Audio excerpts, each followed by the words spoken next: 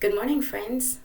We have been learning about measurement the last 2 weeks, and I would love to see what you have learned about it so far. Because of that, I have a little assessment I want you to take, or a little test. That's what the word assessment means, that I would like for you to take, and so I can see what you have learned about measurement. But first, we have to remember the 3 rules of measurement. Rule number 1 is endpoint. We have to make sure that the objects we're measuring are aligned on the same endpoint so we can get the correct measurement. Rule number 2 is no gaps. You have to make sure the units you're using, whether they're centimeter cubes, paper clips, or whatever it is, you have to make sure there's no gaps. They have to be touching so we can get the correct results. Rule number 3 is using the same unit. We cannot mix up different sizes of units. We have to make sure we use the same unit to measure. So because of that, I have this little test here. It's pretty easy because you've been working so hard, and I know you're going to do a great job.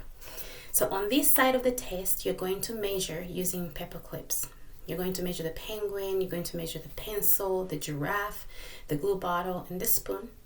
And when you use the paper clips, the amount of paper clips you use for each object or item, you're going to write the number down below next to the name of the item you measure. Okay? On the back, you're going to measure using centimeter cubes. We've been learning how to use those all this time. So you're going to measure the pink crayon, the black crayon, and the 2 cups here. Now, when you're done measuring them, you will put the unit, the amount or the number that you find into one of the lines there, but you have to make sure you read it. And you have trouble, if you have trouble reading, that's why Mrs. Sapp is here. I'll be happy to help you. Now, on the bottom, when you do that, there is a statement that you have to make true, both under the crayons and under the cups. You have to circle the true phrase that helps make this sentence true. Is the item longer than, shorter than, or the same as the other one they're comparing it to? When you are done, make sure you check you have your name and make sure you measured every item on here. And then you bring it to me.